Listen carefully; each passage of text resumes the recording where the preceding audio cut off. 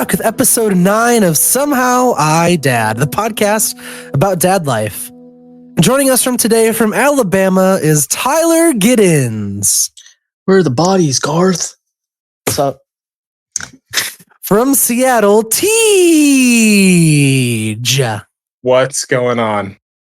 And joining us for the first time on the show is our good friend Peyton Vaught. Hey guys, how you doing? All right. My only assumption now as to why Abe and Gordo have been gone for so long.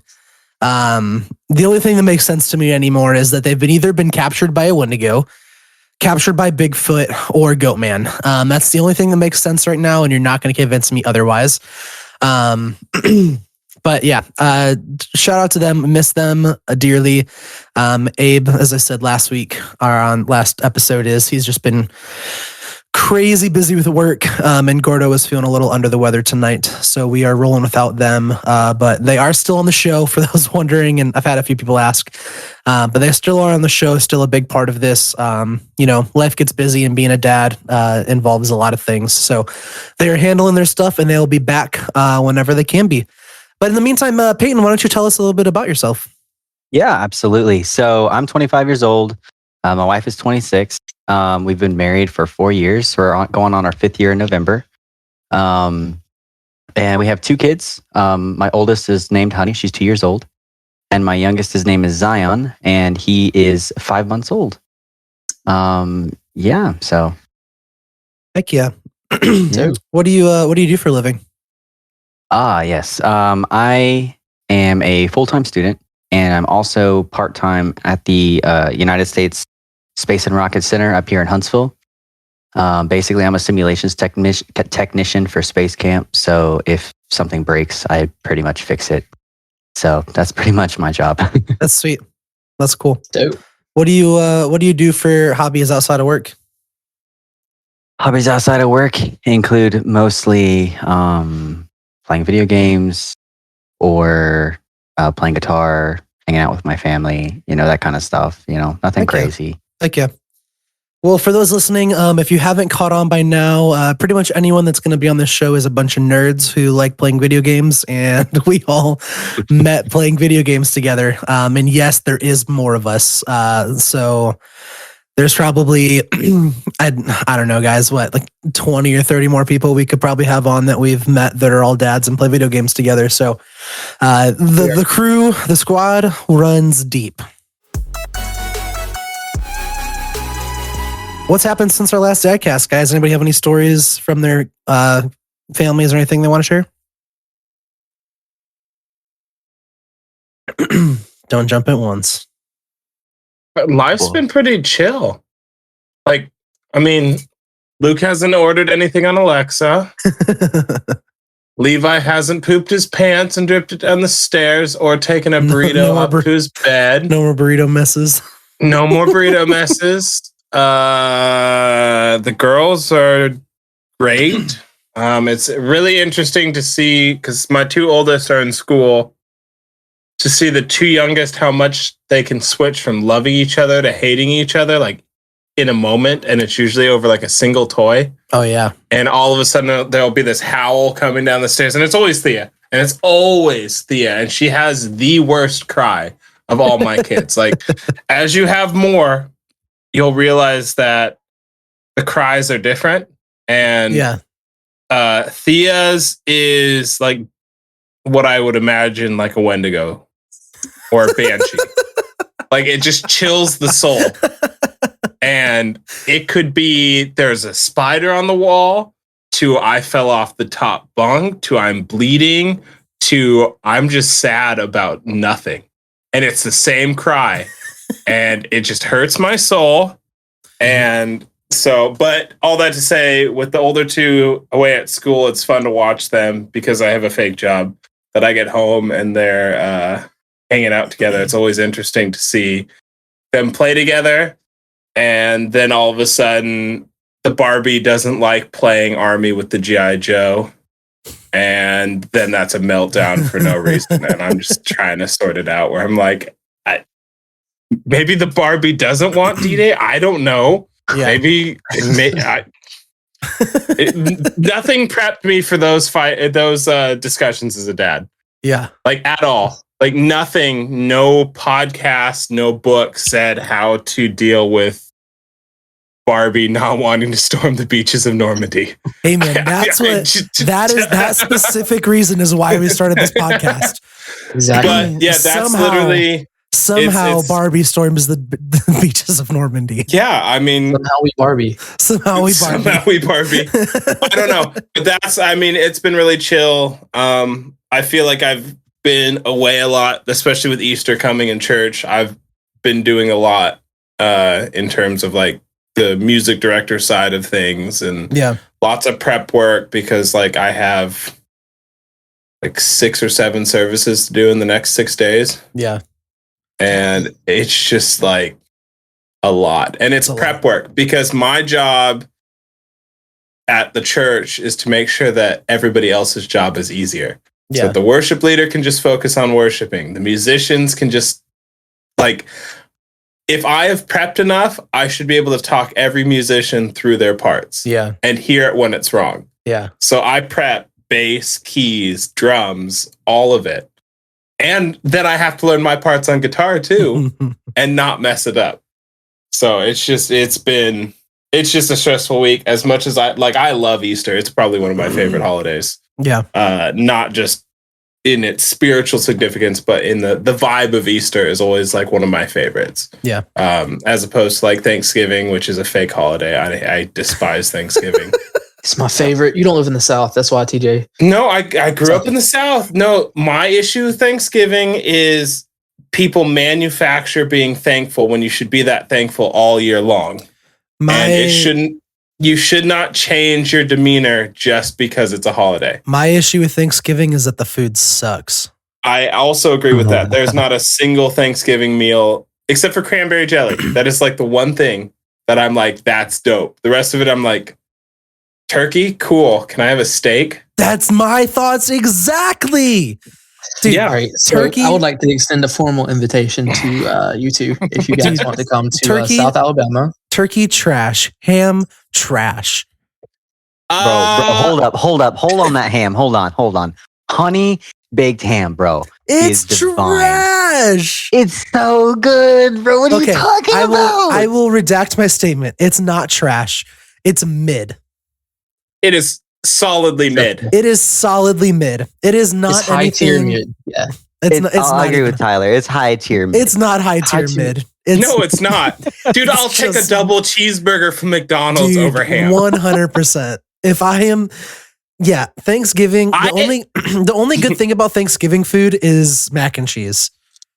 And like dinner rolls. Not every family does mac and cheese. And if it's just stuffing, sweet potatoes, turkey, and like a roll, I'm staying home. To be totally honest, I eat Taco Bell before Thanksgiving dinner. That's so sad. Almost every year. Jesus, this is literally burning me up inside. So there's a difference between stuffing and dressing. There's a complete difference. So you've got stovetop, which is like little bitty pieces. It's stuffing. Dressing is almost like a casserole, and it is literally divine. Like there's nothing greater on this planet than a good pan of dressing. I strongly disagree. Have you ever had a ribeye? Have you ever been to Alabama? I have not. Okay, then case closed. Let's end it till we have this discussion here. I'm trying to think if I've been to Alabama. I haven't been. I've been to Atlanta, but that's not enough. I'm 2 hours from Atlanta. Okay. So I was going to say it's not the same thing, but you said it's close enough. So I guess I've been to Alabama. And Christmas is also garbage because everybody's greedy. And the food is also trash. Because it's Thanksgiving food round 2 and I didn't like round 1. Exactly. I always tell Kate that when we have when we're older and people start coming to our house for Thanksgiving that I'm going to cook steak or cook actual good food. I can't stand Thanksgiving food or Christmas food. To my in-laws, greatest quality, they do a Christmas prime rib, which is not bad. My uncle does that. That's usually what we do for Christmas. But then sometimes he's it's like a week-long thing for him to cook it between marinating it and whatnot. Yeah. So some years he's like, oh, I don't think I'm going to do it. And then I'm like, if you don't cook it, I don't know if I'm going to come to your house because it's the best thing It's like one of my favorite meals of the year.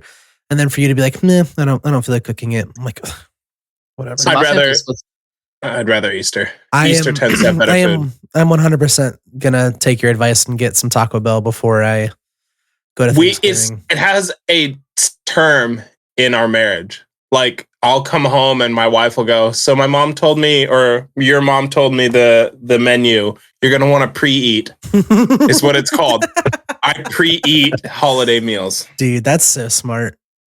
Because if I can have the choice between a honey baked ham or a cheesy gordita crunch, dude, And a Baja Blast. and a Baja Blast freeze, dude. Yeah. That's a I hear you on the Baja Blast freeze. I hear you. I can't complain with the freeze, any freeze from Taco Bell. That cherry Right? one is tart. It's the bomb. I haven't ventured from any other thing besides the Baja Blast freeze because it's so I am a dang strong good. believer, and if it's not broken, don't fix Dude, it. it's So once so I'm dang that guy good. that once I have an item on a menu that I like, that's all I'll ever order. Yeah, Because for I've sure. never been disappointed. So why try something new 100%. and then regret not getting what I loved before? Yeah, I agree. What else? That was a weird tangent. I don't know how we I got don't know there. how we got there, but I liked where we ended. That was fun. Gordita crunches and Baja Blast freezes. Oh yeah. You know who else likes cheesy gordita crunches? Who? David Williams. He likes so many of them. And you never let me forget it. It's an awful day for me. You should have never brought it up, but I will remember it. If I meet a David Williams, I'm going to like take a selfie with him and be like, you're not going to understand why I need this, but please hold your ID up and I'm going to. So just to fill you in, Peyton, David Williams stole, or a man named David Williams stole Garrett's Taco Bell account and ordered like $500 worth of Taco Bell from multiple different locations Across the country. across the country, like $800. Albuquerque, Minnesota, Texas, like all over the Kansas. place. Like, Wait, at so the same time. he didn't even get to enjoy it? He just No, ordered he just it from ordered a it. No, Yeah. he took over my Taco Bell account, renamed my account from Garrett Brock to David Williams, and then placed orders at Taco Bell's for like $80 for Which is a solid power $60, move, by the way. $70. But why not change the password? Like Because he wanted you to know. He wanted you to log in and see, I am not David Williams. Who is David Williams? But I have my Cash App card connected to my Taco Bell account. So I start getting all these notifications that I spent $80 at Taco Bell. I spent $70 at Taco Bell. I spent $100 at Taco Bell. And I was like, no, I didn't. I just left beef through drive-through. Like I did not, I was not at Taco Bell. And so I like tried to, cancel the pending amount on my card, but they wouldn't let me cancel it on my card. So I had to go through and contact all of the individual Taco Bells to cancel the order. It was a nightmare. Wow. It was a nightmare. Can we have a deep moment of introspection? I'd love What is that. the most money that you have spent on just yourself at a fast food drive-thru? Probably like $20. Those are rookie numbers. You got to pump those numbers up. Just myself. I mean, I feel like it's, I don't know. I feel like I'm close to like 40. I think about 45. There What was one did time you I got If get? you get Hold on, four hold on, hold on. sandwiches at Chick-fil-A, that's like $40. It's like $36. So I had just got done fasting for 2 weeks and I was starving. I go to McDonald's and I ordered an absurd amount of food and I ate it all in one sitting and then I proceeded to sit on the toilet for the next like 30 hours. That'll my get you. Did you at least get a sweet tea? Yes. Oh Okay. my gosh. I agree with Tyler. I think the most I've spent is probably 20.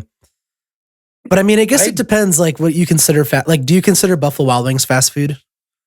Oh, I've spent like $100 at Buffalo Wild Wings. On using yourself? this drive-thru. Well, okay.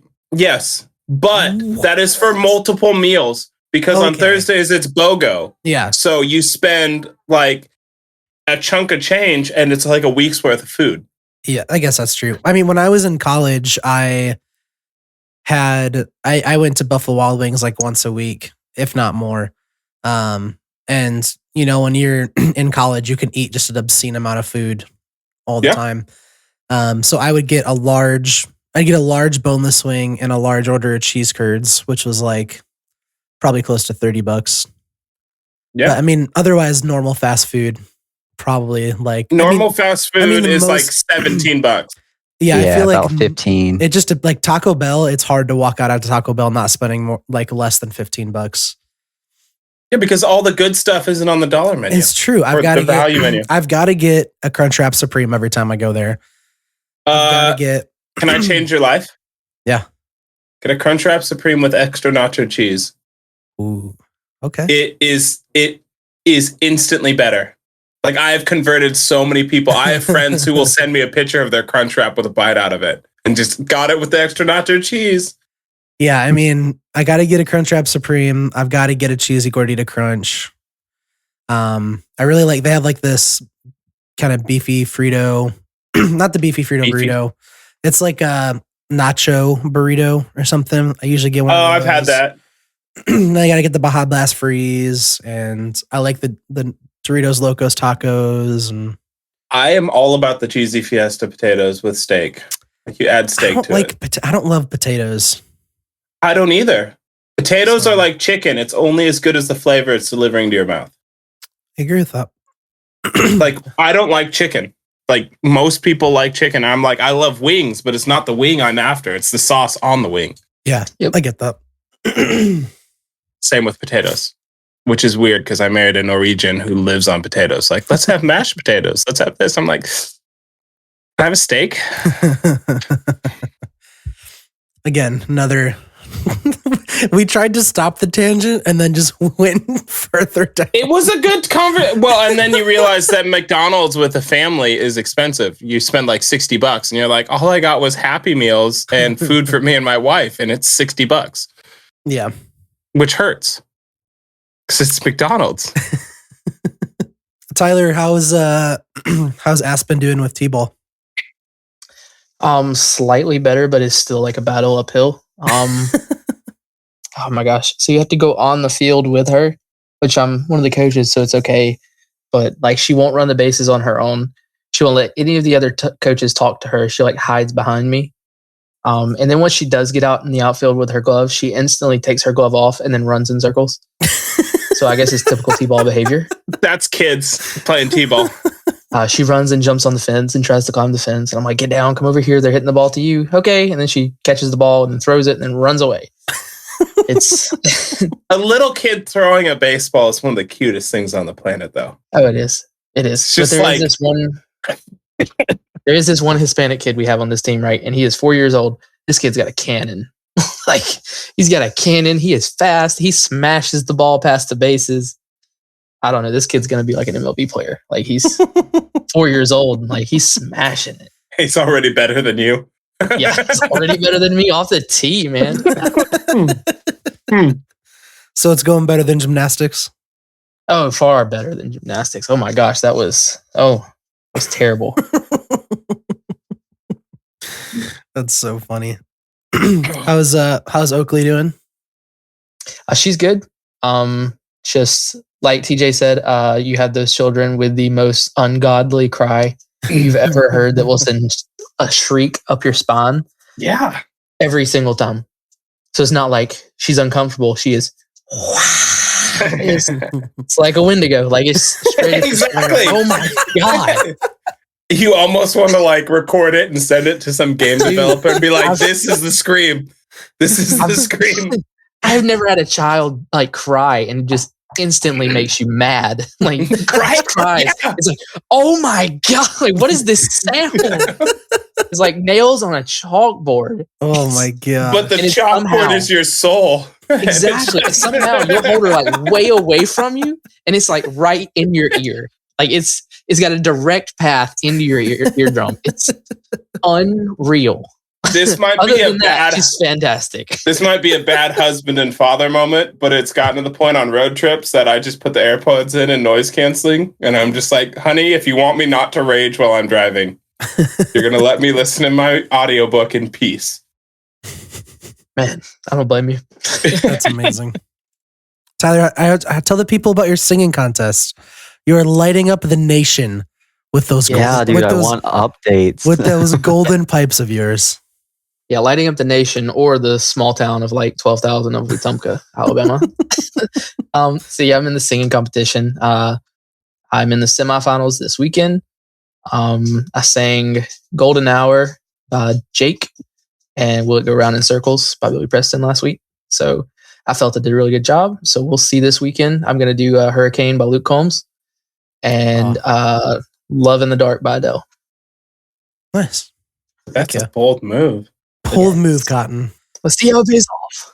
Life for me has been good. We're just on baby watch 24/7 waiting for this kid to pop out. This will probably be the last podcast that we record before we have him. So that's pretty crazy. By the time this episode comes out, we will have already scheduled our C-section, I believe.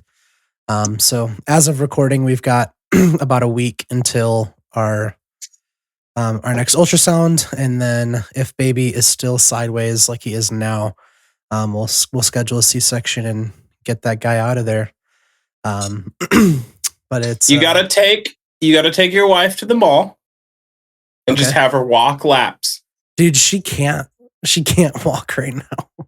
Literally, that was one of the kid. I can't remember which kid. And literally, she and her mom went to the outlet collection and just walked circles around the mall, and that adjusted baby down and got everything like going the right direction. If we could, we would. But I mean, she like walking around the house is mostly fine.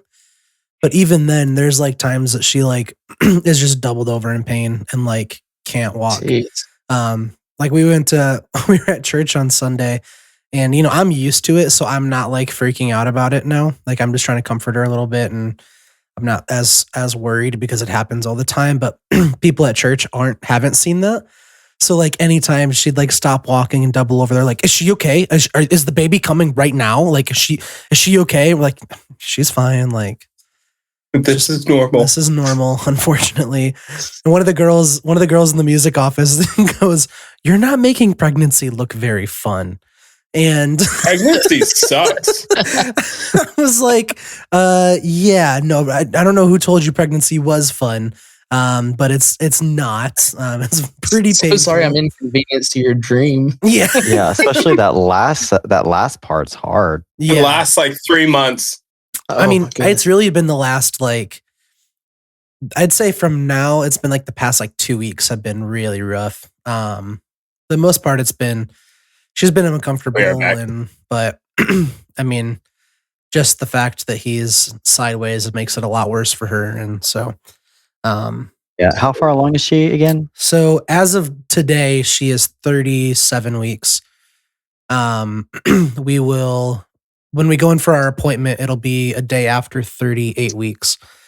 Okay. And they're going to schedule us for a C-section, I think the week of after like the 39th week has been completed, or like maybe after the 30, like as soon as the 39th week starts, anytime in between 39 weeks and 40 weeks, they'll schedule us for a C-section. So looking most likely like the week after Easter is when we will do that. So So here's the question, or at least this, I mean, it's not really a question, but it's a piece of advice at the same time. Yeah. Has she mentioned a push present to you? She has. Yes. Okay. So you are aware of what a push present is? Yes, I haven't gotten anything. Okay. Did you? I would strongly advise. The first child, I got her a car, and the second one, we were like, okay, we're strapped. Okay, Oprah. Jeez. You get a car. Upgraded her car. I didn't just buy a car. But that was the first one, and the second one was like, we're not really in a financial position to buy another car, so I got her a Stanley Cup. We were good to go. I got her a Stanley Cup a few weeks ago, but that was for our anniversary. Just have something that when she leaves the hospital, she can see it, even if it's $20. Just something, not $20 cash, but like something of value that she's interested in or likes or has been wanting. That's just something minuscule that she may not even think about. The only thing that she's mentioned is, but it's more so like she's debating as to what she wants to get for when she graduates school. Because when she graduates school, she'll have her master's degree. So like she keeps telling me like what she wants for graduating school. And it's either like a Louis Vuitton purse or a new car. And she is leaning towards the purse more than the car. But yeah, dude, those things are so expensive. They are. I mean, it's like I feel like we looked the other day, and I mean they're like, I mean the one that she want. I mean they're all expensive, but I mean like the one that she wanted was probably like $1,700 or $1,800. So I was at a construction site maybe a year ago, and it's across the street from this really ritzy area. Or it's in a ritz, like where all the rich Microsoft, Amazon people live. Yeah. Like you go into a parking garage and it's Bentleys, Lambos, Ferraris. And you want to feel fear is park your dirty F-150 next to a Lamborghini. That'll scare you. But in my like high vis and everything, I dumped my gear and I was like, I'm gonna go walk into this Louis Vuitton store because it's almost Christmas. Yeah. And I saw this purse that spoke to me for my wife. Where I was like, ooh, I want to get that. And it was in a glass case. Warning sign number 1. Yep. Did not pay attention to it. I look at the price. It was $6,800. Goodness. $6,800 for a purse. I'm like, I love you, honey, but here's a picture of a purse I thought about getting you. And then I realized I'm not buying it for you. Oh my gosh. That's crazy. Like, I couldn't spend $6,800 on something for me. Like that would hurt. Like that's a large amount of money. Like the most money I've spent on me are custom built guitars. And that's like $3,000 that hurts. That still hurts. Second to that is your normal Chick-fil-A order. That's only on a hungry day. That's only on a hungry day. No, but yeah, I mean, I haven't. I need to get something. I haven't thought of anything yet that would be good enough. But because I don't like giving crappy presents. I like giving really good presents. Yeah. Same. It's the same way. But sometimes a crappy present, or sometimes a perfect present, is not a lot of money. Yeah, no, for sure. A lot of my presents, the presents I like to get are very practical and very same. So we'll see. My wife, the cook, I bought her a KitchenAid. That's a great present. Somebody on Facebook told me I was being super misogynistic putting her in the kitchen. And I was like, 1, no. 2, my wife cooks because that's her love language. And it made her incredibly happy. Like, good at it. You would know you didn't come out for my birthday. I know. I'm sorry. Don't be sorry. Just do better. Better. I know. Yep. It'll happen soon. So this is the first I've ever heard of a push present. Really? And I've had 2 kids, and I feel like a horrible This is husband. also coming from the guy whose wife gave birth naturally at home, like nothing, no medications. Twice. Oh my gosh. She's wait. There's a thing. This is a thing. Yeah. Home push birth present is a thing. No. I understand home births. Push presents. I'd never heard. Oh no, it's a thing. It basically started in a cult thing on like some mom groups or whatever, and that's where it started. When we first got pregnant, I was almost bullied into getting her a push present. Like she was like, "You have to get this for me, and if you don't, it's going to be a conversation." She's like, I am pushing out your child. Like, you need to get me something. And I was like, oh my God, like the hormones started changing already. Like, this is, who are you? It's really with the first child, dude. Like the second one, it wasn't that big of a deal. Like she didn't care that much. Cause we're married. We get what we want. Like if we want something, we just go buy it. But the first child, it was kind of early on. So she's like, I deserve a present for this. So it's kind of like a cult thing that started on like these mom groups or whatever. And so I got her one for at least the first one. But like the interest kind of dies down after the first one. I really don't think I did any of that. Actually, no. My push present was Taco Bell because at freaking Luke, we were in the hospital for 4 days.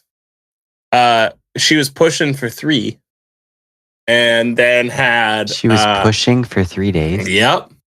And then we had an emergency C-section, and literally baby's out in the little plastic Tupperware that they put the kid in, and we're like, I'm like, are you good? And she goes, I want Taco Bell.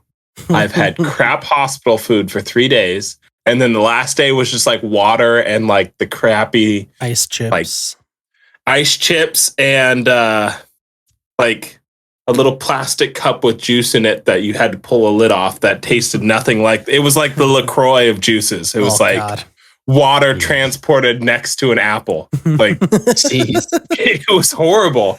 And so that was my push present. I got her a triple steak stack and like 5 soft tacos, and she was just sitting there eating Taco Bell. Yeah. Do you guys know what a molar pregnancy is? No.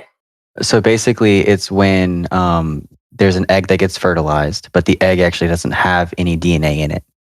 So instead of a baby being born, it actually just turns into a bunch of cysts that grow and expand, and they can become cancerous, right?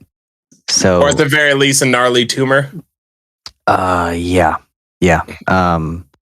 My wife actually had that before we got pregnant with our first child.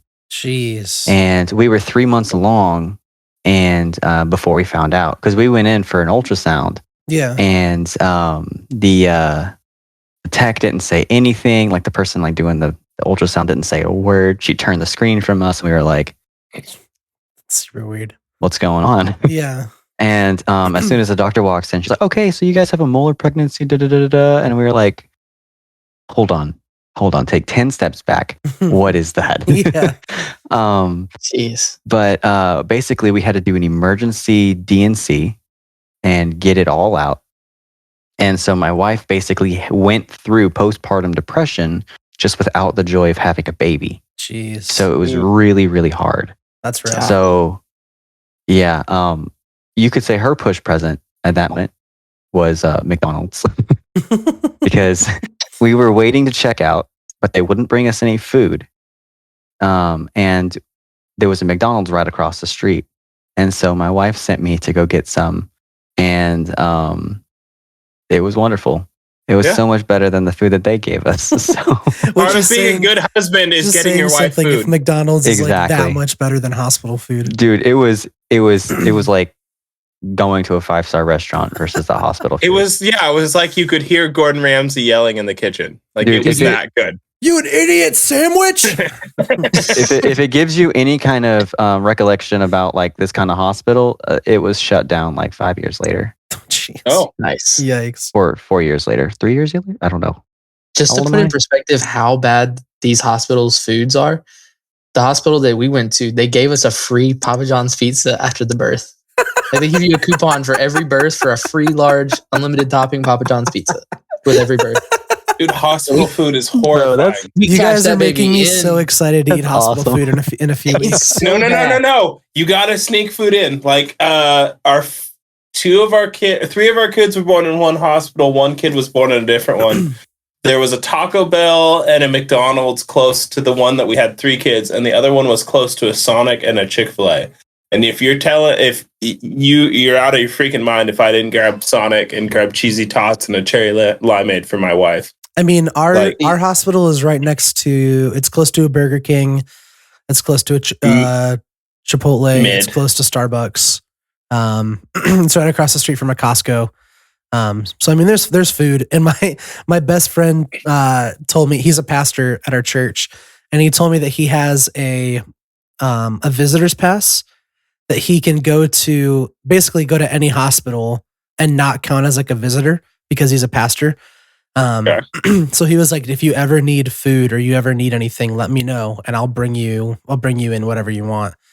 I was like, bet. Nice. I mean, we've already got a bag packed full of snacks, and you're going to want hot food, like comfort food. Yeah. Like I will say, like it's again, another thing that wasn't in Dad Handbook.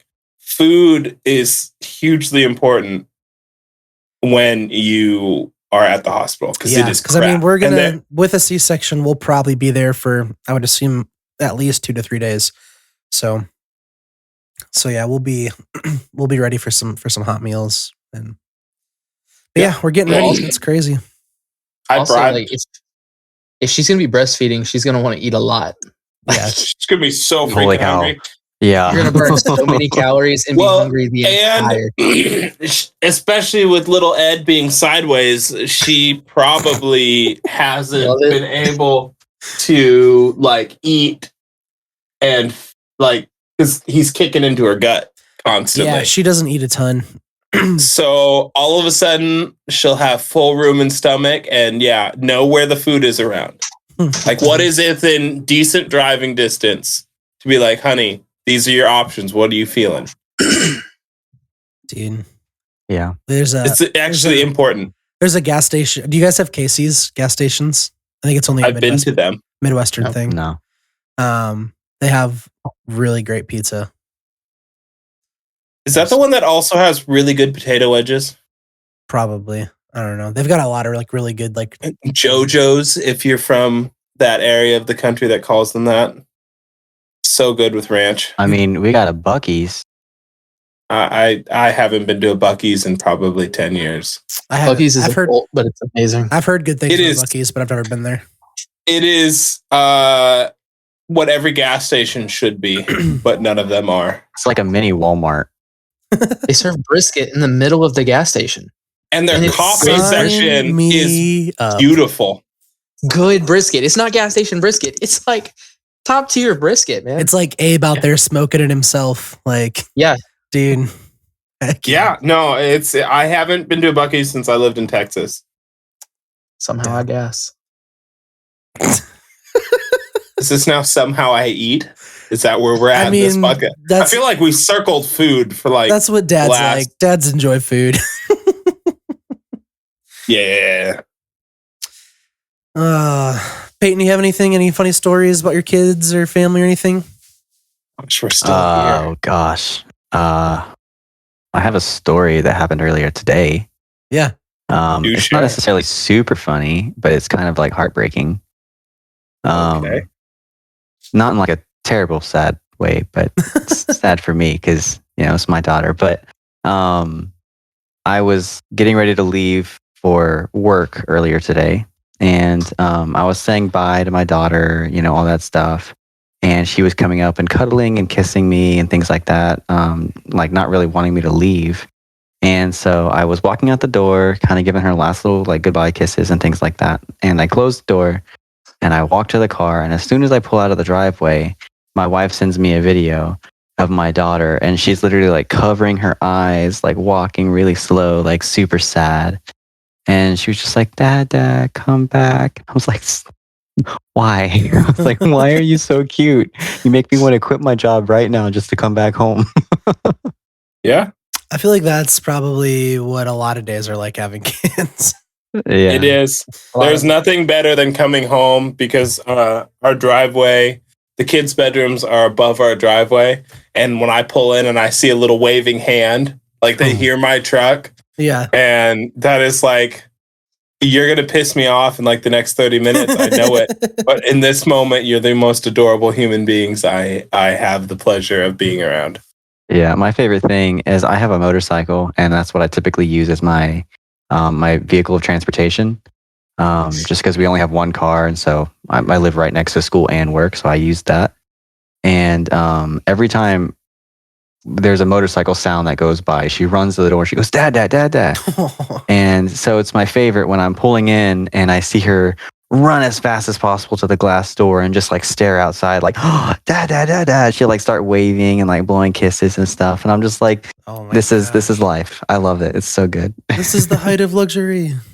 Yeah. My daughter can't understand the concept that when I'm in my truck and she's at the door, I can't hear her, but I can see her up the glass door with both hands on it. And she's just I see her mouth moving and I hear just like faint screams. She's saying something and she's just telling me a whole story through the door while I'm in my car and it's running. She can't understand that concept. The beautiful innocence of kids. Bless her heart, dude. Yeah. That's so funny. I had to leave. I now have a fun dad moment. I hear crying over the headphones, and I go out. Levi had gone up the playground in our backyard because we got like one of those big houses with like a slide and swings and all that stuff. And he got up, and then he was afraid to go down the slide. And I walked to the back door, and he's just like full on, just sad face, not hurt, not scared, just sad, like so depressed that he can't go down this slide. And I had to do the hands at the bottom of the slide to catch him. And then I bring him inside, and he goes, "But Dad, my peaches are out there." And I see a little fruit cup. I'm like, don't worry, I got you, buddy. And I walk out there. Yeah, peaches are the best fruit. Aspen loves strawberries. That's her thing. Like, his strawberries every morning. And Dr. Pepper. And nerds. Not in the morning. We give her a good breakfast. She gets We're not strawberries, insane. blueberries. We don't give her. We don't give her Dr. It's Pepper not for nerds. breakfast. It's nerd rope. It's nerd rope. It's nerd salad. Or structured.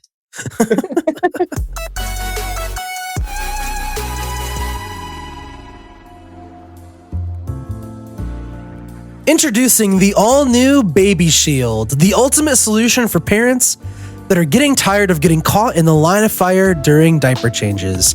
Now you can experience all the joy and fulfillment of parenthood without all the mess. Baby Shield protects you from unexpected squirts and spurts that sloppy infants emit. Laboratory-grade rubber gloves guard your hands and forearms from gunk, and its clear plastic screen allows you to savor every precious moment with your baby while blocking those unsavory smells and secretions. Other uses of the Baby Shield include sawing wood. High-impact plastic protects the household handyman from flying debris. Petting stray animals. Heavy-duty rubber gloves protect from broken glass, nails, and dogs' teeth. And last but not least, you can also use it as a windshield when you're riding your bike while protecting your face from the cold weather and the bugs that fly around you. But wait, there's more. The Baby Shield also comes with a built-in bottle opener, so now you can crack open a cold one while changing diapers without fear of getting soaked. And for an extra fee, you can even get a customized Baby Shield with your favorite sports team's logo or your own personal design. Don't wait, order today and we'll throw in a free poo poncho to protect your clothes from any surprise explosions. That's amazing. We found Peyton's new motorcycle helmet.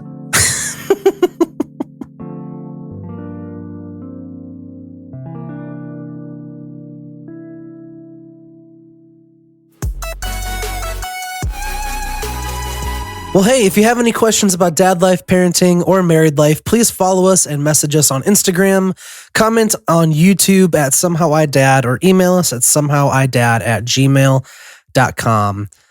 This question that we have this week comes from me, your host, because as this is, as I'm nearing the days of our kid being here, I've got all the questions in the world. But I think one thing that I've been wondering the past few weeks, I know we've talked about it, about having an episode about this, but I just want to know, how do you date your spouse after having a baby? Because, we've talked about on a multitude of occasions that your wife, you almost lose your wife in a sense of your wife having to take care of the baby so much and having to feed them constantly. And so how did you guys prioritize your marriage in those first few weeks and months? And what are some tips that I can take away from this and come out of this stronger and not feel like I'm lacking anything in my marriage? So I'm still trying to figure that out too. We've got a 3-year-old and a 7-week-old, so it's really hard to figure that out. But as far as like after you come home, how to balance those first couple of weeks, I think it's for this first couple of weeks, it's all about the baby.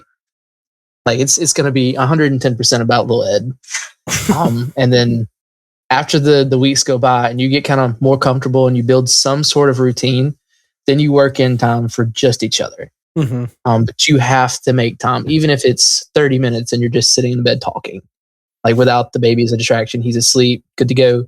Take 30 minutes. Like you got to find some point during the day to work in time to talk or share dreams, share visions, like what she's going through during the pregnancy, what you're going through, what you're stressed about, what she's stressed about, stuff like that. As far as after that, we're just now getting into a routine to where we can finally like go on dates and she can be some sort of separated from the baby. Because like the first baby that you have, you're so attached, you don't want to leave him or leave her, whoever. Yeah. You don't want to leave your kid because it's your first kid. Like you are so ungodly attached to this baby. And that was very, very difficult with the first one. But I feel like with the second one, now that we've built some sort of routine that we can leave the babies for 2 hours with my parents or her parents or whoever and go have lunch. We went to Topgolf the other day for our anniversary. That was a blast. We were going for 3 hours the whole day. And that's it. And we had a blast. And it was amazing. So just working in a couple of hours, like even if it's just a month, a couple of hours to go do something without the baby. Of course, that's not going to be within the first 4 weeks or whatever, but eventually finding time to where you have to, at some point, find something consistent where it's just you, Tom. Yeah. What I recommend is obviously, like Tyler was saying, you have to make time for communication. Like he said, even if you're just sitting in bed for 30 minutes having a conversation, you have to have those lines of communication open. Otherwise, you're not going to know what she's feeling. You're not going to know what her postpartum journey is like because it's hard. It's really hard depending on, like with our first kid, she really didn't have a lot of postpartum depression. But with the second kid, it's been really, really hard on her. So you have to be able to communicate and talk about that kind of stuff, even if it might be uncomfortable for you or for her or whatever. And once you start getting used to like a little schedule with little Ed, you kind of got to get a little bit of like an in-house date going. It's been X amount of months without, if you drink alcohol or if she drinks alcohol, get some wine or something like that, sparkling stuff, whatever, make her a little dinner, kind of like in the house kind of little date while you can. And if you can get grandparents to come over and hang out with the kids for a couple hours while you guys go out and eat, awesome. But that can be really hard, especially with, I don't know if you guys are breastfeeding or bottle feeding, just kind of depends on the situation. But if you guys bottle feed, it might be easier for you guys to go out versus breastfeeding. You kind of have to be near the baby if they wake up and they need some food or anything like that. But definitely you have to communicate. You have to talk about your expectations too. Because if your expectations are to be able to go out on a date, but her expectations are, I need to stay home tonight, you guys have to talk about that. Otherwise, one of you is going to be very disappointed. So that's just my little 2 cents on that. No, that makes sense.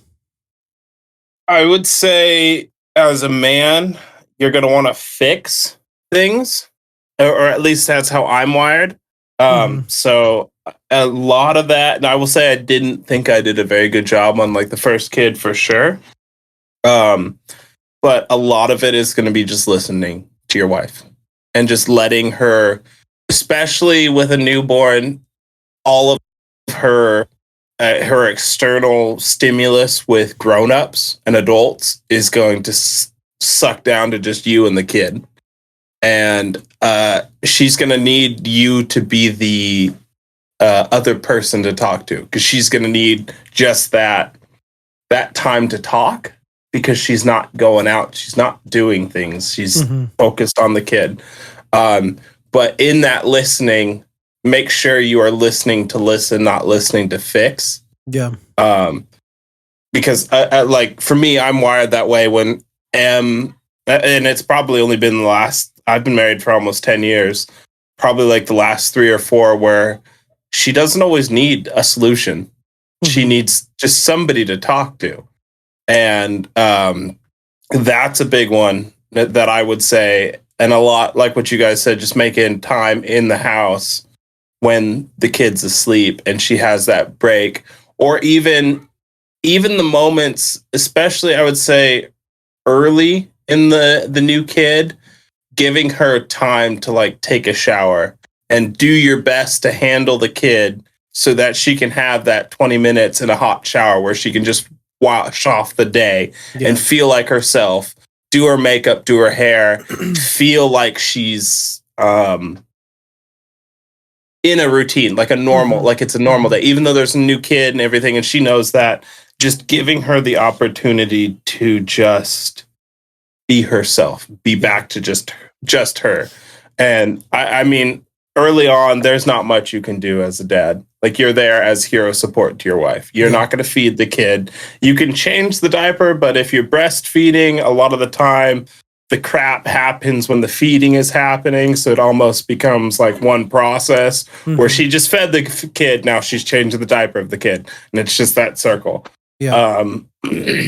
So yeah, I just being there for your wife, I think like it won't feel like a date, because it's going to be like 30-minute increments in your day where you're just like sitting on the couch together talking. Yeah. Or coming home with food. Like, make her feel special. Like that was the biggest thing that I did or tried to do, is come home with a Slurpee or some soft tacos from Taco Bell, or come home with Chick-fil-A, or just something that makes her feel special and back into a normal routine, because there's nothing normal about having a newborn.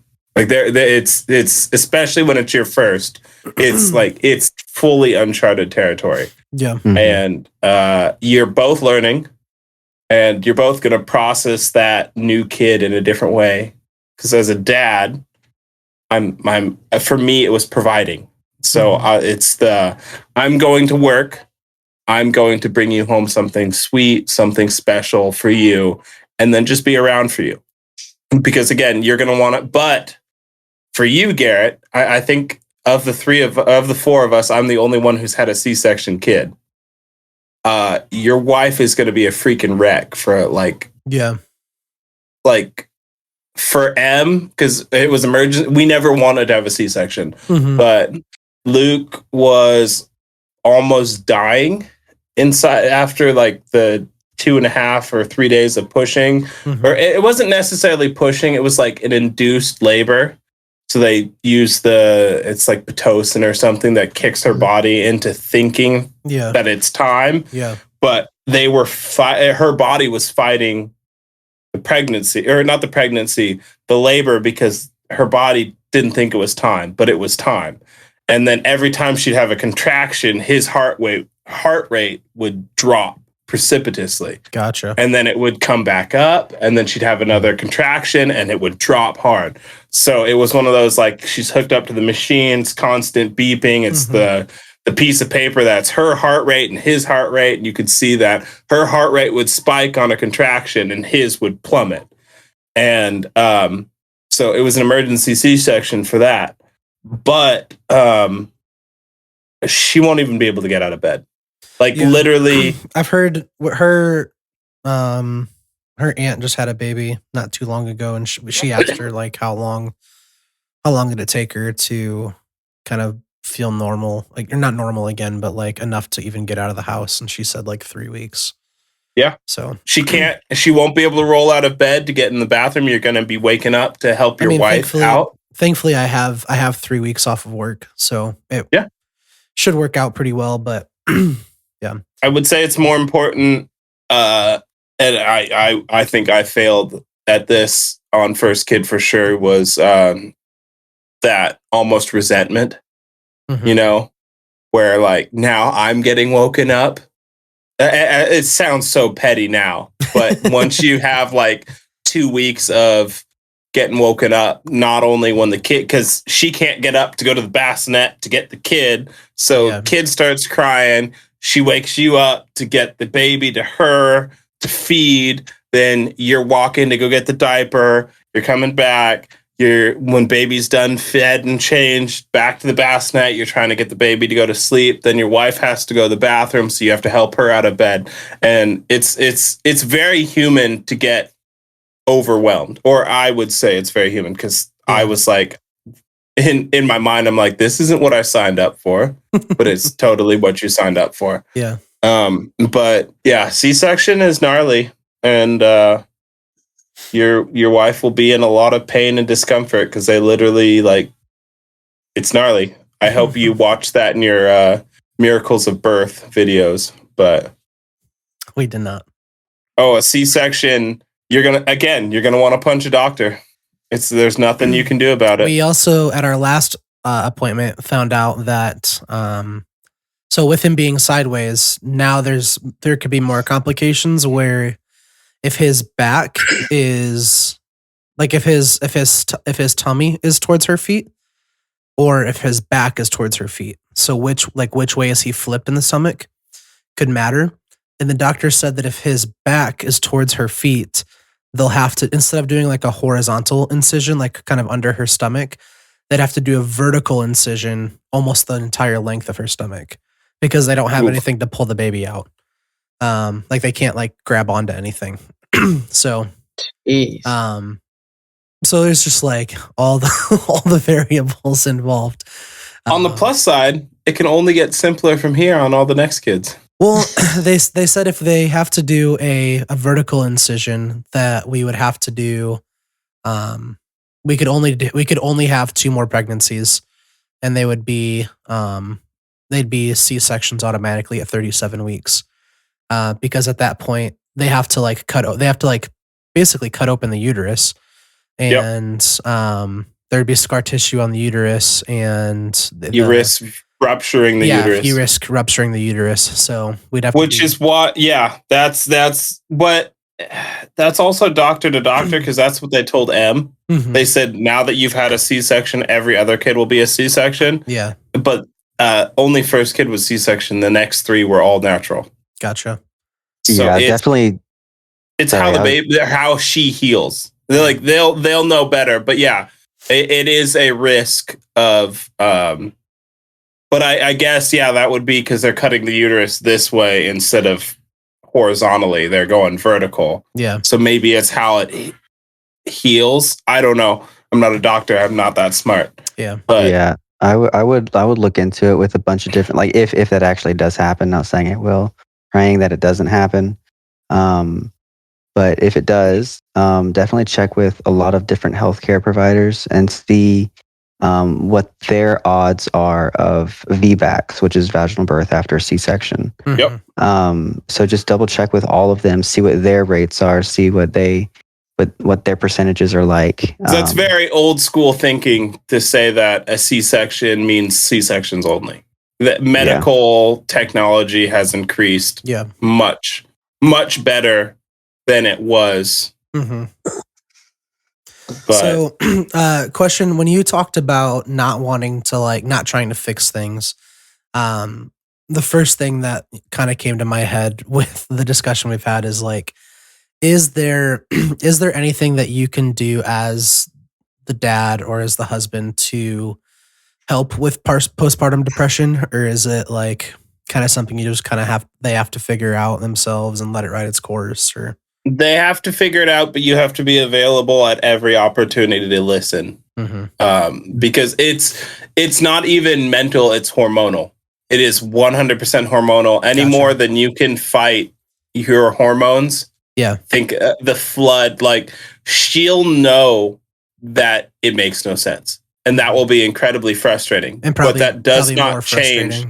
Exactly. It doesn't change what she is feeling. Yeah. So you just have to be supportive. You can't fix it. She can't fix it in any way, shape, or form. At least in my experience, it was all, and I didn't understand that. Probably, I would say pre-baby coming out, it is important that you guys have a conversation about that I'm here to listen. Mm-hmm. Because for M, we're all 90s kids where showing emotion and feelings was not particularly encouraged. Mm-hmm. In our upbringings. Yeah. So the first 2 kids, she definitely just tried to handle it herself. And I didn't know how much she was going through until afterwards, where she would talk to me about it. So, mm-hmm. before baby comes out, I'd say I'd have the little sit down talk where you're like, hey, I know I'm not going to be able to understand, and I know you're not going to be able to understand it really, but I'm here. I want you to talk to me, even if it's just to sit there and vent. Like, gotcha. I think that's the biggest thing you can do, at least in my experience, because there's nothing you can do. Yeah, you can make her feel special. That's about it, and you can be there for her to listen to her. But gotcha. Don't try and fix it. Yeah, because I definitely did that. Noted. Once. and I don't think you learned your lesson. Well, as a logical person, she was talking about her feelings, and I, to this day, it has come out jokingly, but that means it left an impression, which is bad. Yeah. Where I said feelings don't matter. Because and my beautiful, and this is literally how I talk to my kids, because it works for a kid. It doesn't work for a mother going through postpartum. But it was if you wake up from a nightmare, you feel fear, but you also know that you're awake. So that feeling you have has no basis in reality at all. You can be terrified. The adrenaline could have dropped in your body. You could feel like you are in danger, but you also know you just woke up from a dream, and the dream isn't real. Unless you have to shoot the monsters in your closet with Nerf guns for. This is true. This is true. But that was, so I do that to give my kids power over their dreams. No, for sure. But to tell your wife her feelings have no basis in reality is the worst thing you could have said. Good job, TJ. I look back, I'm mortified that I said it. And I mean, I'm right, but that doesn't mean I'm right. You know what I mean? No, for sure. There's a lot of things you're going to say that is logical to you. Yeah, exactly. It's not going to come across that way. Exactly. So validate her feelings and encourage her and listen. That's literally all I can say to that. Because that's literally all you can do, because you are not, as a man, you're not capable of feeling what she is going through. Yeah. So just listen to her. See, with Ashley, she had a little bit of postpartum depression, but at the same time, it wasn't that she wanted a break. Like, she didn't want to have to take care of the baby 24/7. She wanted help, right? So she wanted me to help her take care of the baby. But at the same exact time, she didn't want to let go of the baby. So she wanted to take care of the baby and then let go of the baby all at the same time. So it's like you're fighting emotional, you're fighting hormonal, you're fighting all sorts of emotions that are coming through. And she's going to want two things at the same time that you can't give her. So sometimes you do have to pick the logical thing and just go with it. And then sometimes you just have to hear her complain about nonsense per se. Yeah, exactly. Just hear it. It's not real, but it's real to her. Exactly. And And I hope you've been taking notes of all the stuff that has made her sick during pregnancy, like the smells of things, the pregnancy nose, the stuff she loves. And as soon as she's like clear to go, start bringing those things back that she loves. Because that will instantly, it's amazing what a stupid gift can do for your wife. Like it's Slurpee. A Coke Slurpee. I still remember I brought her a Coke Slurpee from 7-Eleven, and she just sat there, held it, and cried because she was so happy.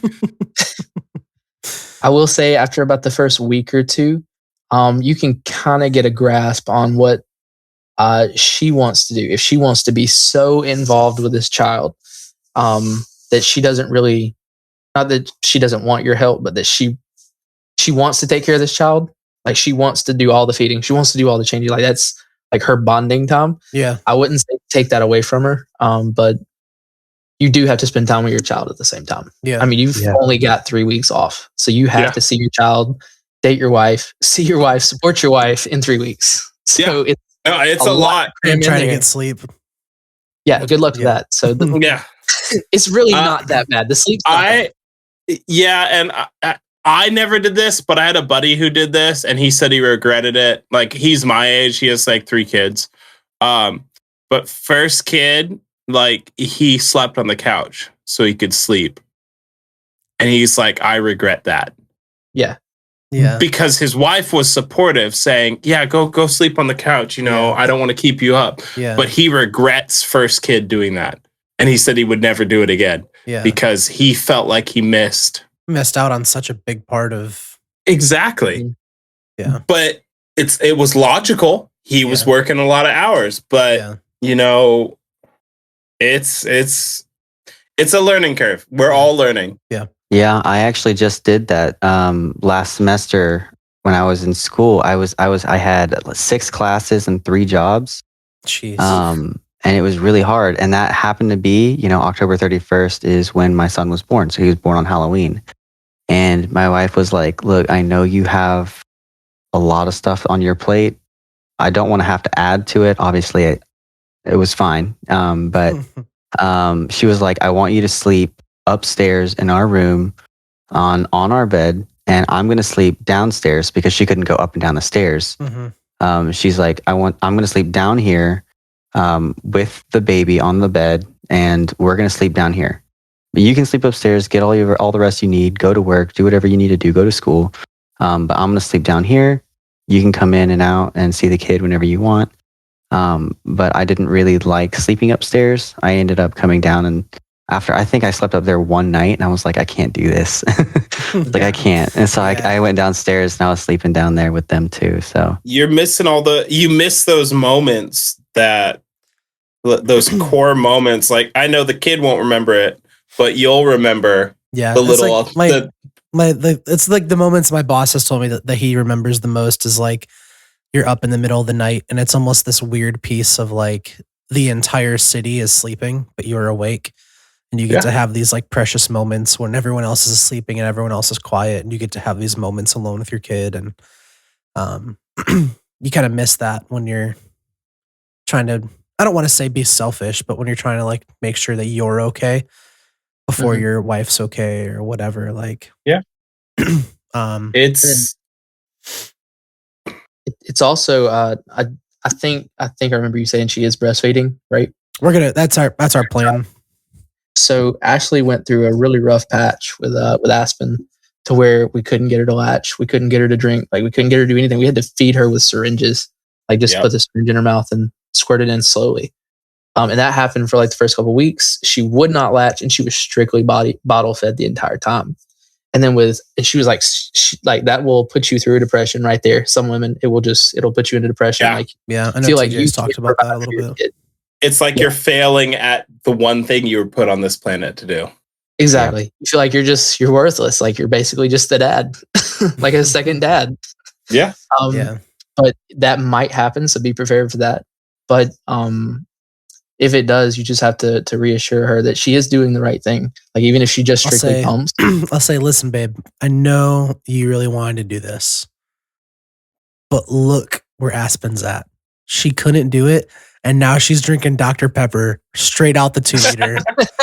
Miracles can happen. Miracles can happen. There's nothing to worry about. But that's another one you can't fix, and she's going to feel that in her soul. Yeah. Mm-hmm. And you're never going to understand that. Right. It'll depend on how she does it to how you can help. So if she's strictly just latch feeding, then you can't do anything. Yeah. You're just there. But if she's bottle feeding, that gives you a chance. And to me, I love bottle feeding because it gives you a chance to feed them and spend time with them. Even if you just take one feeding a day, that's still 20 minutes you get to spend with them and just hold them. One-on-one time. Yeah. Feel like you're doing something, like you're accomplishing something. And she can get her shower. Cool. She can do whatever. Exactly. Like she can go cook food. Like she gets a break. But if she's latch feeding, she's going to be like exhausted. Yeah. And she's going to feel like she can't do anything on her own. She has to have that child next to her. Yeah. So you're going to have two different opportunities there based on what happens. Or simultaneously both opportunities, because sometimes the kid will decide to latch, and other times the next day it's just like, what is a boob? I don't want this. Like it's weird, and you just end up rolling with the punches. And I will say, when baby comes out, square up on anybody who wants to kiss that kid or touch that kid. Yeah, because getting your kid sick from somebody else. Thankfully, RSV season will be like pretty much at the end, but still, RSV is no freaking joke. I'm not trying to play no games. That is how Levi nearly died. Yeah. We made a rule for like the first month: no touching hands, no touching face. Like if you want to touch them on the shoulder, whatever, like not everybody, but like just family. Like you want to touch them on the shoulder, you want to hold them, that's fine. But don't be like grabbing on their hands, kissing on their hands, kissing on their. No, we're not doing that. Yeah. So you can hold them, but don't like get your germs on. Yeah. Yeah. One last question I have before we wrap up the episode, and we can probably try to make this quick. I know we're getting a little long on time, but as we were talking about earlier about making time away from, or not making time, but like not time. Let me restart this. Words are hard.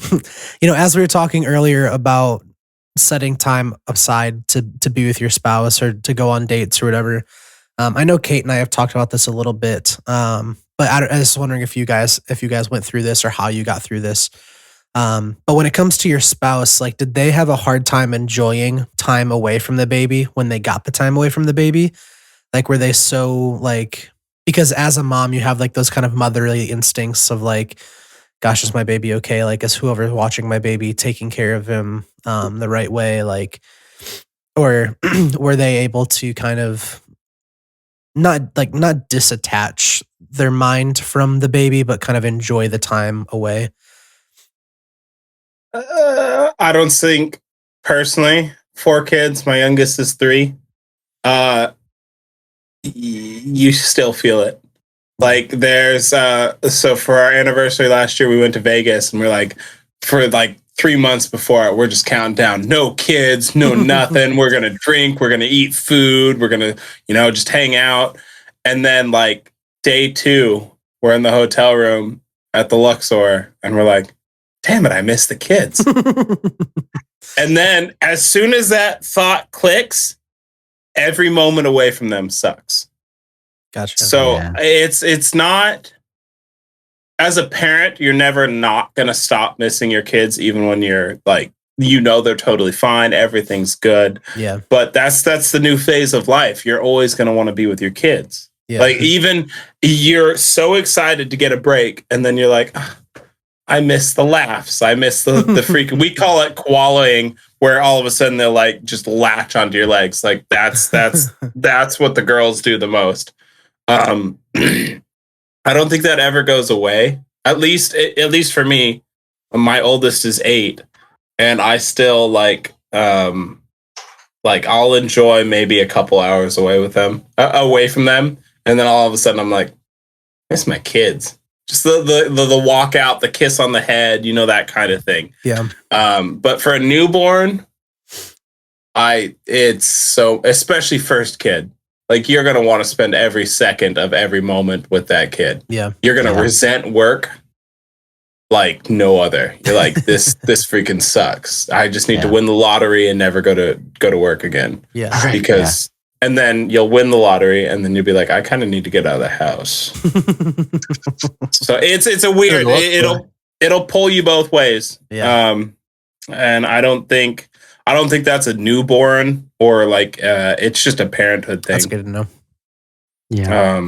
I feel like with Ashley, it's like a lot. I guess stronger, not necessarily stronger of a feeling, but like the whole time we were out, like anytime we went out with just Aspen, like we leave her behind with my parents or whoever. And she'd be worried the entire time. Like the entire time we were going, like, I wonder how my baby's doing. I want to check in on my baby. Like constantly texting about it. She could not get a break. And then I feel like the older she got, the better she got about that and could kind of distance herself for an hour or two. And then with this baby, with Oakley, it seems like she's a little bit better. So she can go an hour or two without completely panicking about it. But the whole time she's like, I just want to go home and see my baby. Like that's the way it is. And I feel like I have to kind of keep her grounded. Like, hey, we're out here to have a good time. Let's have a good time. I was going to say, is that something that you try to like, I don't want to say force, but like kind of try to remind them like, hey, we're trying to get some time away for us? Or like, do you kind of just let them be mom, let them have? I would say you encourage peace about the kid not being there. You're not poo-pooing what she's feeling. Yeah. And you're not discounting any of her matronly feelings of like, I need my kid. Yeah. Mm-hmm. But it's more, you flip it to the positive. The baby's fine. Mm-hmm. We need to focus on you. Let's relax. Right. It's a different intent in your heart in that. Yeah. Like if you poo it, it's going to be a bad thing. But if like, no, the kid's fine. Like, let's just, everything's good. Yeah. Like encourage the peace in her. Yeah. That the baby's okay. Yeah. But sometimes if you say that, she's going to think you don't care about the baby. That too. She's breastfeeding. Yeah. She's still got a little more emotions. Just reassure that, yes, we all care about the baby. We're so excited to go home and see the baby. But we have an hour. Let's just spend an hour. Then we'll go home and grab the baby. Like it's cool. Yeah. It'll be okay. It's just all in how you word it, because she'll look into it. So and don't make the jokes you normally would. Like this is not a time for joking, because it's not going to be funny anymore. It won't be funny, and you'll feel like an a-hole as soon as you say it. Because it was funny here, and then it came out your mouth, and you're like, no. That's what 90% of my jokes are. It all depends on her and her personality. So Ashley does not take like any kind of child joke at all. Like she is just fully put off by it. So you can't make those kind of jokes around her. Great. But it all depends on her personality. And which personality showed up that day? Then I'll be having all of the jokes when we hop onto Warzone. Yeah, just if you find something funny, just send it to the group chat. We'll laugh. We'll appreciate it, but just keep your wife's name out of your mouth. You can test the waters. Okay. Just drop little jokes and then build up till she gets mad. And then you know where to draw the line. Yeah, great. No, it's real talk. Real talk right there. Like you're testing the waters all the time. Yeah. Every once in a while, you're just going to go one too far and you're going to laugh or chuckle. And then you're going to look at your wife and be like, ooh, I messed up. I was just kidding, man. She's got a tear in her eye. I promise. It was just a joke. Somebody else said it. I read it. And then, dude, you can blame any one of us. Just like, TJ told me to say that. And I'll be just like, look at your phone when you say the joke. I'll blame it on Abe because he just hasn't been here to defend himself for anything. So... Oh god! Yeah, just say, listen to what Abe just texted me. It's some dark joke. See if she laughs, and then you can laugh. And then if she laughs, I'm like, okay, no, it was actually me. And then she doesn't, like, this is terrible. I'm texting him now. No. She'll feel it out. That'll be a test. Oh, great! Where it's like, this is actually I made that joke. Oh, it wasn't very funny. And then you're like, ooh, hook, line, and sinker. Sucker. Dude, sometimes it's almost like your existing is testing the waters. Like, yes, 100%. Have you ever cleared your throat wrong? Because I have. Yeah. You just walk in and ask a question. What's with all the attitude? Like, I didn't have an attitude. Just ask a question. Walk in the room the wrong way. Yeah. You're immediately sent back out. Yes. Is there a problem? Like, do we have a problem? That's where you don't love me anymore. The joke in the house is don't look at me in that tone of voice. Yeah. Just like she is going through something new.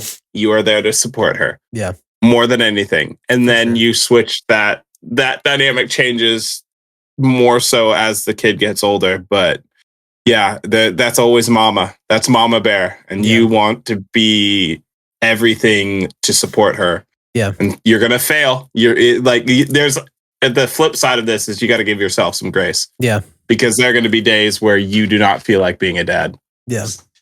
And don't feel like you can't tell her your questions or worries as well. Like, talk to her about what you're feeling. Yeah. Yeah. Because you'll have all kinds of emotions and feelings yourself being a brand new dad. Don't hold it back. Because if you do hold it back, she'll be like, does he really care? Yeah. Like, just put it out there. Like, I mean, obviously, if she's having a meltdown, don't be like, yeah, well, I'm sad too. Like, I know about you. Yeah, that's probably a bad choice as well. I wish you would have done the dishes this morning because that really just added on to my day. Yeah. So just don't be passive aggressive. Just like, oh yeah, looks like I'll take the trash out. Just that's my personality. Dude, that's me too. And there's a time and place. Read the room, bro. Just freaking read the room. This is one more thing I wanted to add. Earlier when we were talking about dating your wife and stuff, but it was more of like something that you can do to help her. Is, well, at least with my wife, she really likes a clean house, and she won't be able to clean it for a really long time, at least while she's recovering. Yeah. So as much as you can, just try to pick up around the house, make things look clean. At least look clean. They don't have to actually be clean, but as long as they look clean, you have a happy wife, you know? Yeah. Just dad. So- Yeah.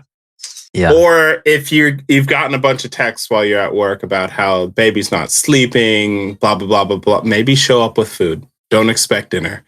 Like, that kind of. Well, you cook a lot, right? Garrett? I mean, I cook on the weekends a lot more. Okay. She cooks more during the week, but when I have time, I like doing like long cooks, stuff that takes a lot longer. I'll do on the weekends, but Yeah. Read the room, bro. It's one of those. Yeah. You'll know where the day is gone and how it's been. And that our Em and I FaceTime throughout the day, like often. Like I finish my first job of the day and I'll FaceTime her on my way to my second job just to see how the morning's going. Yeah. And then you do the FaceTime on the drive home and you'll get a good feel for how the day has been. And you'll know. Yeah, she answers the phone like, "Hello," like, buddy. Well, that's why we switched to FaceTiming more, because there's a lot of facial expressions that don't get transferred through vocals. yeah. And like, I don't know if you've ever hung up on your wife like after a phone call and be like, she sounds mad. Like, Yeah. I think I did all of that wrong. Yeah. But then if you FaceTime, you're like, oh, she looks tired as hell. Like, and now I understand she's not mad. She's just freaking exhausted. Yeah. So it's just like the best and most communication you can do will always be the best choice. For sure. I'm gonna use that. Yeah. I'm gonna start FaceTiming. It's fun. Like literally, I mean, if I went to my calls for the day, like I FaceTimed her 1, 2, 3, 4 times over the course of the day. Nice. Like one sitting in traffic at 6:45 this morning, and then at 10:30 because I was on a roof of a building in the rain and I was miserable and I wanted to see my wife's face to realize why I'm working and not quitting my job instantly. And then on my way home. Like, it's just little moments, and that's like, none of them are like long heart to hearts about the meaning of life. It's just like the quick, hey, I was thinking about you, I love you, wanted to see your face. Like little things like that. That'll make her feel happy too. Or at least depending on your wife, that makes my wife feel very happy. Yeah. And like if you're at work or something and you don't have time to FaceTime, even just like a simple text message just saying, hey, I love you, I'm praying for you. Mhm. I hope your day is going well. That's also a good filler too, because either she'll respond super nice and super like lovingly, or she'll respond being like, this day's horrible. And you're like, oh, cool. Okay. Bringing food home for dinner. Yeah. Or she just responds, "Need wipes." Need wipes. Yeah. Need lint Oh, roller. and Just something random. last thing, I promise. Expect post-pregnancy brain from your Yes. wife. Is it Yes. is it worse than pregnancy brain? Yes. Yes. Oh wow. Because Oh, now there's a Jesus. kid that she also has to focus on. Yeah. So, like, be her notepad. Like, pay attention to what she says, because she's gonna forget it. And There's not going to be anything about that baby. Like, she's going to remember everything about that baby. She's not She going to will- forget a wipe, a kit. She's not going to forget anything. and she'll but know she where probably- every ointment and everything is in the house. But she might walk out of the house with no shoes on. Like, Yeah. Yeah. For there's- my wife, it's her phone. She leaves her phone everywhere. If She left there's her a phone in moment- Washington, D.C. what? The whole reason my wife has an Apple Watch is from first baby, because she would lose it in the house. Exactly. She has That's why I got my a- wife an Apple Watch. She has an Apple Watch to ping her phone and to see text and phone calls from me, because I would go like hours without hearing from my wife, and I'm starting to get like mildly paranoid. Like, is everything okay? And oh yeah, I lost my phone. I left it in the bed. I'm downstairs. I didn't see anything. I didn't hear anything. I'm like, honey, I was stressing. Like I needed a I'm okay or an I love you, and I didn't get that for 4 hours. I saw my wife drop her phone across the room the other day. I'm like, babe, you just dropped your phone. And she said, I'll get it in a minute. And then she walked off and never came back. So you just left the phone on the ground. She's like, where's my phone? I'm like, it's way over there where you left it. Like, one of Kate's things that she's been doing lately, I don't know what it is, that she can't grip anything. So she'll be walking and just throw her phone. Like if her phone's in her hand and she's walking, she just chucks her phone across the floor. And she finds it so funny. Whenever she does it, if I have anything in my hands, I also just throw it in the air. Wait, as a joke? Yeah, as a joke. Okay, good. And she just starts laughing. And I'm like, I'm just matching the energy in the room. Like you're throwing stuff, I'm throwing stuff. But I think that's awesome. Yeah. That's funny. That can be almost like a date, like a special moment that makes her laugh. Like again, that dating your wife post baby, it is not necessarily time. It is moments that make her feel special. Yeah. Like that little thing where you can laugh. Like when I slapped the bagel out of my wife's hand by accident. Like we still laugh about that. And it is not what is done. It is the connection between the two of you that makes all the difference in the world. I think the best example for pregnancy brain lately has been the other day we're just sitting on the couch talking and she just like stops what she's doing. She's like, babe, what? What's going on? She's like, when we give birth to our kid in the hospital, it's gonna be his birthday. And just starts like weeping. Yep. Like that sounds about right. she's like, we have to have party hats and we have to throw a party for him on his birthday. And I was like, I'll make sure that happens. And she's like saying all this through tears. If there are not party hats in the pictures of your newborn, I'm going to be incredibly disappointed. Like in the little toaster, just put the party hat on, take the picture, take it off. Like that's all I need. Yeah, it'll be great. Do it. She'll remember that. The pregnancy brain does not keep her from forgetting what you said you would do. For sure. It'll definitely be like a wall picture. Like this is 100%. 100%. Printed on canvas. Well, hey, if you have any questions or topics that you want us to talk about, please reach out on Instagram or email. Thank you guys so much for listening, and please give us a 5-star review on whatever platform you're listening on, whether that's Spotify, Apple Music, YouTube, Amazon Music, Samsung Podcasts, Podcast Index, Listen Notes, or RSS Community. We are on all of them. Wherever you get your podcasts, we are there. Until next time, I'm TJ. I'm Tyler. I'm Peyton. And I'm Garrett. Remember that being good enough isn't the goal. The goal is progress over perfection. Let's all try to be a little bit better this week than we were last week. You got this. Take care and brush your hair. Love ya. Bye.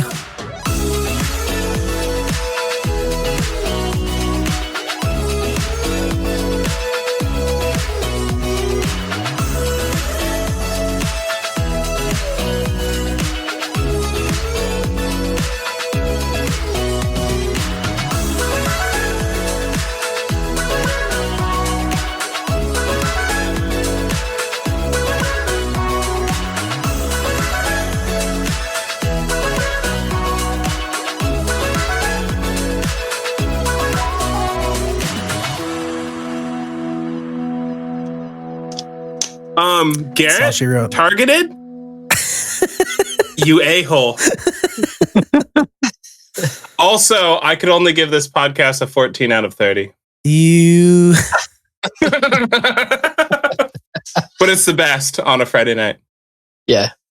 You have a you have hair on your you can brush this hair. I actually do. Dude, the owner of my company was in town and he's like, he sees my beard brush that's in my truck because there's nothing worse like driving when you have a crazy beard hair that like keeps poking you in the nose. Yeah.